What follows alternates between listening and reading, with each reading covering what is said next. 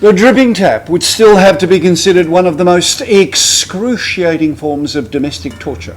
Well, the guys at Thrifty-Link hardware reckon nothing's too hard. So with their help, I'm going to tackle replacing a washer. Could be interesting.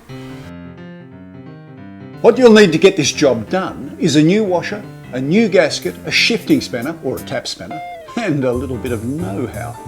Oh well, 3 out of 4 isn't too bad. The first step is to turn off the water mains, possibly one of the most important steps if you want to avoid turning your garden into the lost city of Atlantis. Now we need to turn on the tap to relieve the water pressure.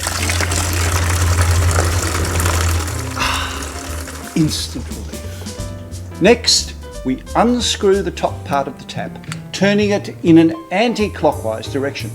If you're wearing a digital watch, bad luck. You might want to think about joining a gym beforehand. Once you remove the tap handle section, you'll be able to see your underperforming washer. Reach in and remove it. You're all washed up.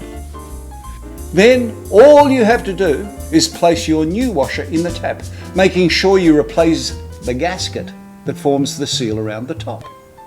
Once it's in place, you can screw the top section of your tap back into position and tighten. Not too tight. Now before you turn the water mains back on, make sure you turn the tap off.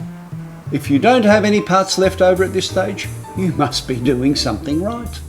Now the best way to guarantee you've stopped the dripping tap is to never turn the water mains back on. However, if for some strange reason you need water, turn them back on and go and inspect your handiwork.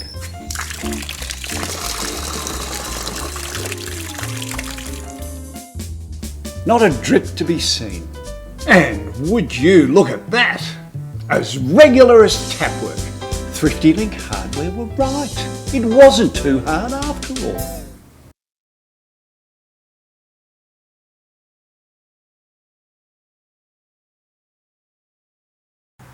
The days are starting to warm up, which can mean only one thing. And no, it's not global warming. It means summer is on its way. So it's time to reacquaint yourself with your barbecue. Who would leave a barbecue in such a state? Well, thankfully the guys at Thrifty-Link have shown me that when it comes to giving the barbie a bit of a clean, nothing's too hard. The first step is to try and find someone else to do it. Failing that, you need to get yourself some rubber gloves, like so. You're also going to need your barbecue cleaning products, a scraper, a couple of cloths, a bucket, and some newspaper. Start by simply removing the grills, racks and hot plates and placing them on a suitable surface on which to clean them. Scrape off the excess grease and grime, and this is where a product like this Sally's Barbecue Tough Clean comes in very handy. Give it a good shake and then spray away. Once you've finished spraying, leave it for at least 10 minutes, longer if the stains are really stubborn. The magic of television. Now all we need is a damp cloth to wipe clean. Once you've done this, rinse thoroughly with water and then wipe dry with a clean cloth. Another tip I've got for you is to slightly warm up the barbecue before cleaning. You'll find it will make your life much easier. Look at that! The guys at Thrifty-Link also recommend these Sally's Barbecue Tough Wipes to give your barbie a quick clean straight after you use it. Using the wipes with the nodule side facing down, you simply wipe over the plates, grills and other dirty surfaces to scrub, clean and absorb the grease and grime. This Sally's Barbecue Exterior Clean and Shine is also great for cleaning the non-cooking parts of your barbecue. It also leaves behind an invisible layer that repels barbecue grease and grime. How good is that? At Thrifty-Link, they've got a range of products to help you maintain a clean barbecue, because thanks to them, nothing's too hard. And now I can get on with the job of cooking lunch. Is there anything I can't do? Don't answer that.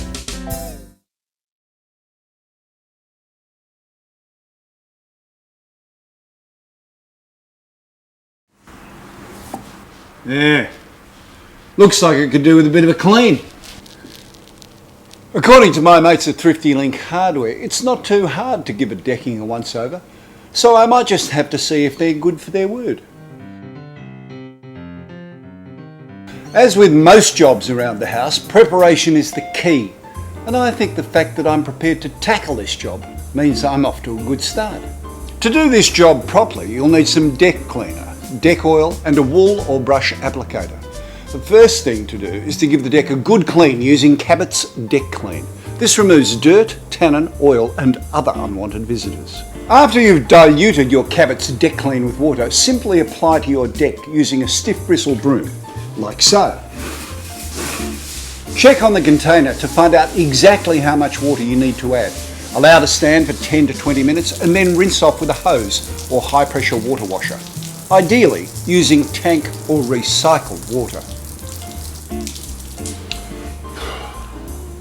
Once you've finished preparing it, allow the prescribed drying time before applying the oil. Okay, so now we've waited for the deck to dry and we're ready to apply the oil. For the best results, stir your oil thoroughly beforehand to ensure a consistent finish. You can use a paintbrush or a wool applicator to apply the oil, making sure that you use long, smooth, even strokes. Now, as tempting as it is to stop midway for a cup of coffee, you have to keep going and apply it all in one go. This will not only get the job done faster, but it will also ensure a consistent finish. And once you've finished the first coat, allow enough time to dry before applying a second coat.